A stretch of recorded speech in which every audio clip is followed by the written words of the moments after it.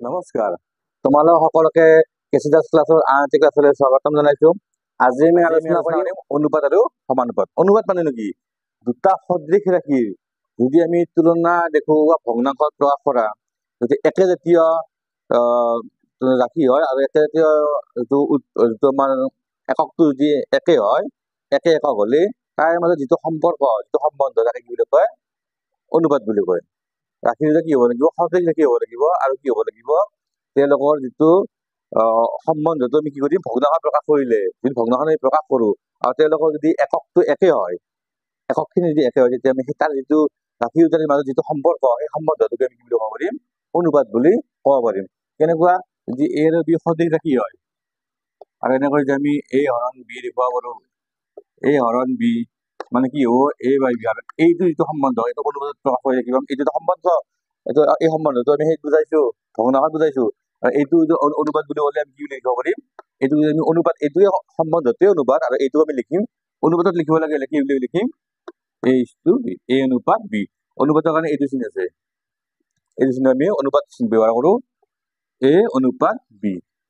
মানে এইটো একে, এইটো মানে সমান এইটোৱে বা এ হৰণ বি। বস্তুটো একেই, এইটো মানে যি এইটো মানে সেই একে, কিন্তু আমি যেতিয়া এই সম্বন্ধটো আমি যদি বুজাব লগা হয় তেতিয়া আমি তাক অনুবাদ বুলি ক'ম। আৰু অনুবাদটো লিখিব লাগিলে আমি কি কৰিম? এনেকৈ লিখিম। আৰু এই ৰাশি দুটা কি হব লাগিব? সদৃশ ৰাশি হব লাগিব, মানে একে জাতীয় ৰাশি হব লাগিব। আৰু কি হব লাগিব? ইহঁতৰ এককটো একে হব লাগিব। একে হলে আমি কি এওঁলোকৰ আমাৰ যিটো সম্পৰ্ক সেই সম্পৰ্কটো আমি কি বুলি ক'ব পাৰিম? অনুপাতৰ দ্বাৰা আমি প্ৰকাশ কৰিব পাৰিম। আৰু ইয়াক অনুবাদ বুলি কয়। এ বি আৰু যদি একে ৰাশি, একে সদৃশ ৰাশি হয়, একে জাতীয় ৰাশি হয়, ইয়াৰ আমি যিটো তুলনাত আমি হৰণ যদি কৰো, এনেকৈ যদি কৰো আৰু এই তুলনা কৰিলে এইটো কি বুলি ক'ব পাৰিম? আমি অনুপাত হিচাপে লিখিব পাৰিম। কিন্তু এওঁলোকৰ কি হব লাগিব? এককটো একে হব লাগিব। একে হলে কি কৰিম? এ ইজ টু বি বুলি লিখিব পাৰিম। ইয়াৰ যিটো প্ৰথম পদ এইটো কি বুলি কয়? এইটো এইটোক আমি কি কৰিব পাৰিম? এইটোক আমি কি বুলি ক'ব পাৰিম? প্ৰথম পদ বা পূৰ্ব পদ, আৰু বিটো কি বুলি ক'ম? আমি দ্বিতীয় পদ বা উত্তৰ পদ বুলি আমি ক'ব পাৰো। নাম দিছো আমি কি? এইটো কি বুলি? পূৰ্ব পদ, এইটো কি বুলি কয়?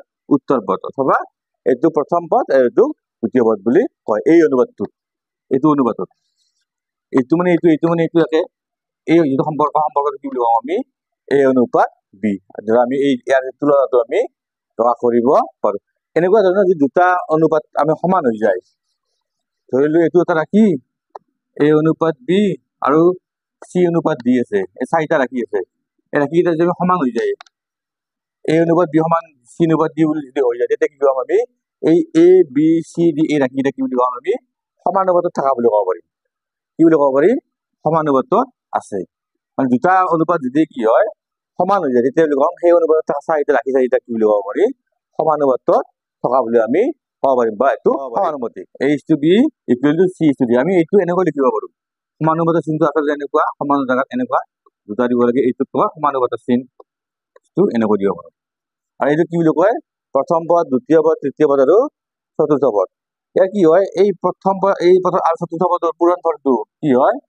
দ্বিতীয় পদ আৰু তৃতীয় পদৰ পূৰণফলৰ কি হয়? সমান হয়। কেনেকুৱা হব? এইটো কৰিছিলো আমি A D equal to B C হয়। এইটো এটা নিয়ম যে যদি চাৰিটা ৰাশি এনেকুৱা সমানুপাতত থাকে, আৰু ইয়াৰ কি হব? প্ৰথম পদ আৰু চতুৰ্থ পদৰ পূৰণফলটো কাৰ সমান হয়?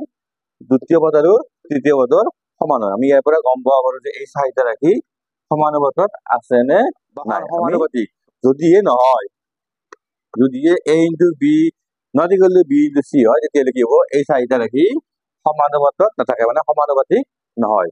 আমি ইয়াৰ পৰা কি কৰিব পাৰো? গম পাওঁ, বা আমি কোনোবা চাৰিটা ৰাশি আমি আছে নে নাই সমানুপাতত, আমি ইয়াৰ কি কৰিব পাৰো? আমি উলিয়াব পাৰো। উদাহৰণস্বৰূপে যদি আমি 20, 30, 40, 60 এইকেইটা ৰাশি এইকেইটা সেই আছে নে নাই? সমানুপাতত আছে নে নাই? যেতিয়া আমাক সোধে, আমি কৰিব পাৰো কি? এনে প্ৰথম পদ আৰু চতুৰ্থ পদ মানে কি বুলি কয়? অন্তৰাশি বুলি কয়। আৰু দ্বিতীয় তৃতীয় কি কয়? মধ্যৰাশি বুলি কোৱা হয়। এই প্ৰথম আৰু চতুৰ্থ পদৰ পূৰণফলটো আমি যদি চাওঁ, সমান 1200। আৰু দ্বিতীয় তৃতীয় পূৰণফলটো আমি চাওঁ, কি হব? দুটা কি সমান। তাৰ মানে কি?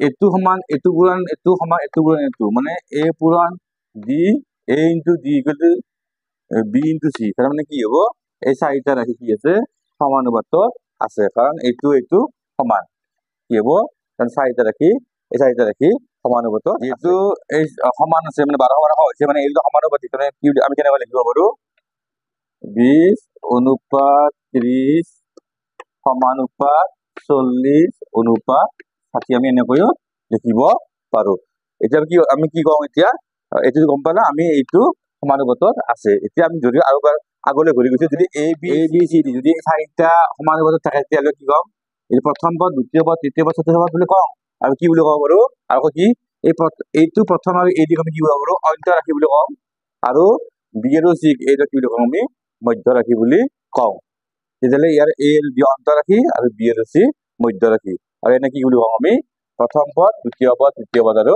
চতুৰ্থ পদ সমানুপাত আজিলৈ এইখিনিয়ে